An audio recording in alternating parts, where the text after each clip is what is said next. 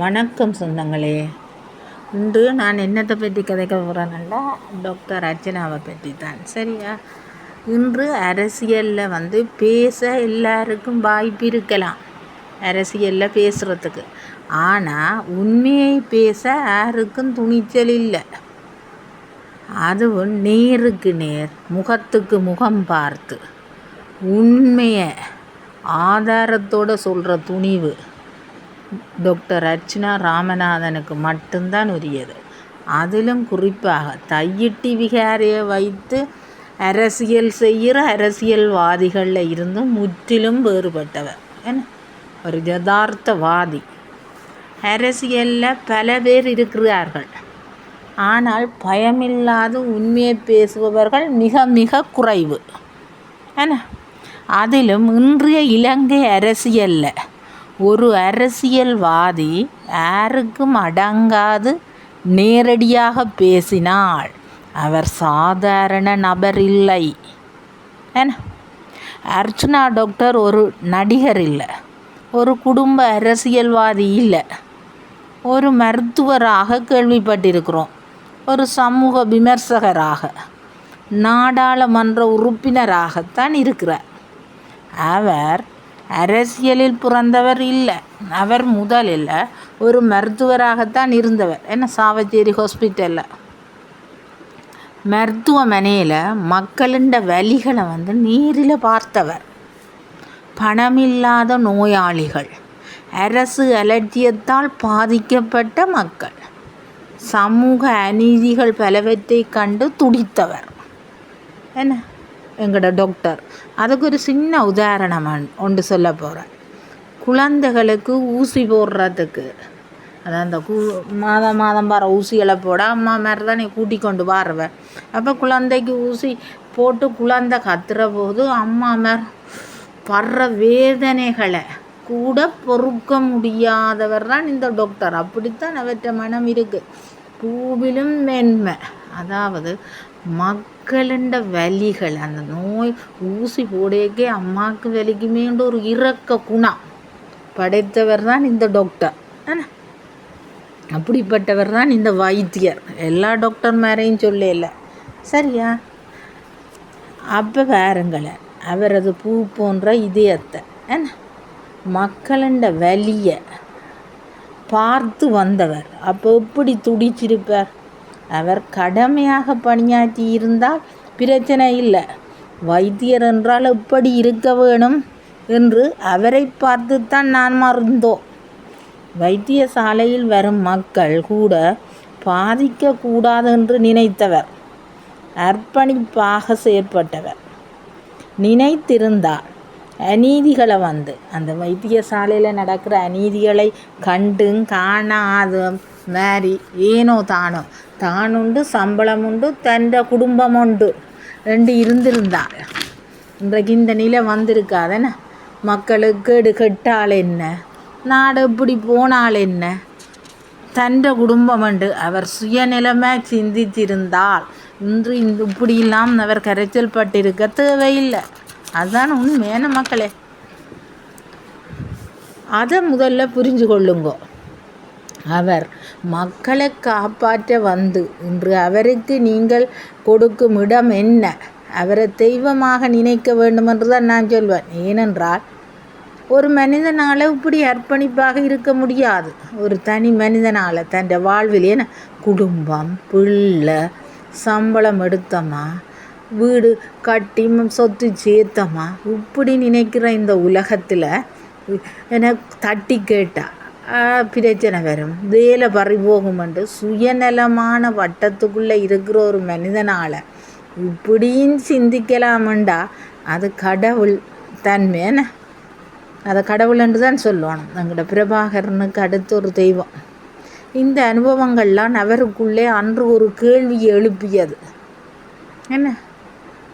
ஒரு நோயாளியை காப்பாற்றுவது போதுமென்றால் இந்த சமூகமே பாதிக்கப்பட்டு இருக்கும்போது யார் பேசுவது என்ற இந்த கேள்வி அவரது மனதில் உறுத்தி கொண்டே இருந்தது. இதனால்தான் அவர் அரசியலுக்கு நுழைந்தார். சரியா? பாராளுமன்ற அரசியலில் நுழைஞ்சவுடன் அவர் மௌனங்காக்கவில்லை, சுற்றி வளைத்து பேசவில்லை, அரசியல் மொழியிலே போய் பேசவில்லை. அவர் பேசிய முதல் உரையிலேயே மக்கள் கவனம் திரும்பியது. அது மட்டுமா உலகமே திரும்பி பார்க்க வைத்தது. என்ன அவற்றை உரிய ஏனண்டா அவர் பேச்சில் நடிப்பில்லை, பயமில்லை, அரசியல் கபட நாடகம் இல்லை, மனசில் ஊழல் இல்லை. டாக்டர் பாராளுமன்றத்தில் உரையாற்றும் போது ஆட்சியாளர்களை நேரடியாக கேள்வி கேட்டார், எதிர்க்கட்சியையும் விடாமல் விமர்சித்தார், சொந்த அரசியல் தலைப்பையும் தவறென்றால் சுட்டி காட்டுவார். இதனால் தான் அவரை ஆதரித்தவர்கள் சிலர் அவரை எதிர்த்தார்கள். ஊழல்களை கண்டுபிடிக்கிறதால நேருக்கு நேரம் அவர் பயப்படாமல் துணிஞ்சு சொல்கிறார், நான் தமிழன்டான்னு சொல்கிறார். என்ன அப்போவே பாருங்க, இப்படி எந்த ஒரு அரசியல்வாதி சொல்லி இருக்கிறார் சொல்லுங்க பாப்பா. நினைச்சு பாருங்க மனதை. யாருக்குமே நாங்கள் சப்போர்ட் பண்ணக்கூடாது, ஆனால் யார் எங்கட நாட்டுக்கு தேவையோ அவைக்கு மட்டும் நாங்கள் சப்போர்ட் போடணும், வாக்கு போடணும். அதைத்தான் நான் சொல்ல வர்றேன். ஏன்னா இப்படி ஒரு டாக்டரை நாங்கள் விட்டால் எங்கட நாடு கரைச்சல் படும். சரியா? சொந்த அரசியல் தலைப்பு அவருக்கு தன்னுடைய கட்சியில் இருக்கிறவே ஒரு புள்ள செய்தால் தட்டி கேட்குற ஒரு மனுஷர்.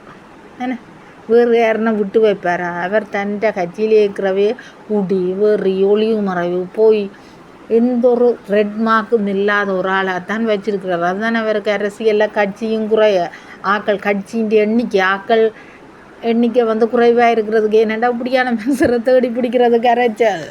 அதுதான் உண்மை. ஏன்னா ஆனால் ஒன்று மட்டும் உண்மை, யாராலும் அவரை புறக்கணிக்க முடியாது. டாக்டரின் அரசியல் மேடை அரசியல் அல்ல, மக்கள் அரசியல். வேலைவாய்ப்பு, சுகாதாரம், கல்வி, சமூக அநீதி, இந்த விஷயங்களை பற்றி நேரடியாக பேசினவர் எங்களோட டாக்டர். அரசியல் என்பது மக்களின் வாழ்க்கையை மாற்ற வேண்டிய ஒன்று என்ற நிலைப்பாடு அவரின் அடையாளம். இன்றைய இளைஞர்கள் அரசியலை நம்ப மறுக்கிறார்கள். ஆனால் டாக்டர் அர்ச்சுனா இளைஞர்களுடன் நேரடியாக சகஜமாக பேசுகிறார், தோள் மேலே தோள் கை போட்டு. சமூக வலைத்தள டிஸ்கஷன், நேரடி கருத்துக்கள், ஃபில்டர் இல்லாத பேச்சு. அதனால்தான் பல இளைஞர்கள் அவரை ஒரு டிஃபரன்ஸ் பொலிட்டிக்கல் வாய்ஸாக பார்க்கிறார்கள். அவர் தன்னை இளைஞர்களோடு இளைஞராக நிற்பார், மக்களோடு மக்களாக நிற்பார். மக்களுக்காக போராடுறதிலும் பார்க்க மக்களோடு மக்களாக நின்று போராடுகிறார் என்று தான் சொல்லணும். நேர்மையாக பேசினால் சர்ச்சை வரும். அவருக்கு வந்தது கடுமையான விமர்சனங்கள், தவறான புரிதல்கள், அரசியல் அழுத்தங்கள். ஆனால் அவர் மௌனம் காத்தாரா? பின்னடைஞ்சாரா? மௌனம் தீர்வல்ல என்று மீண்டும் மீண்டும் பேசினார் எங்கட டாக்டர். அடுத்து அவர் ஒரு பூரண அரசியல்வாதியா என்று கேட்டால் இல்லை. ஆனால் இன்றைய அரசியலுக்கு மிகவும் தேவைப்படுபவர். ஓகே, கேள்வி கேட்கும் துணிச்சல், அதிகாரத்திற்கு அஞ்சாத மனதைரியம், பழைய அரசியலுக்கு சவால், இந்த மூன்றையும் பிரதிபலிக்கிறார் எங்கட டாக்டர். அர்ச்சுனா எம்பி ஒரு முடிந்த அரசியல் கதை இல்லை, இன்னும் எழுதி கொண்டிருக்கும் ஒரு அரசியல் பயணம். அவர் வெற்றி பெறுவாரா அல்லது தோற்பாரா என்பதை காலம்தான் தீர்மானிக்கும்.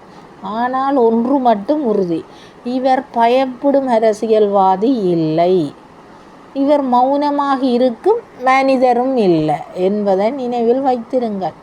இன்று இத்தகைய இரக்கமான ஊழலற்ற மனிதரை சிலர் வாய்க்கு வந்தபடி விமர்சிக்கிறீர்கள்.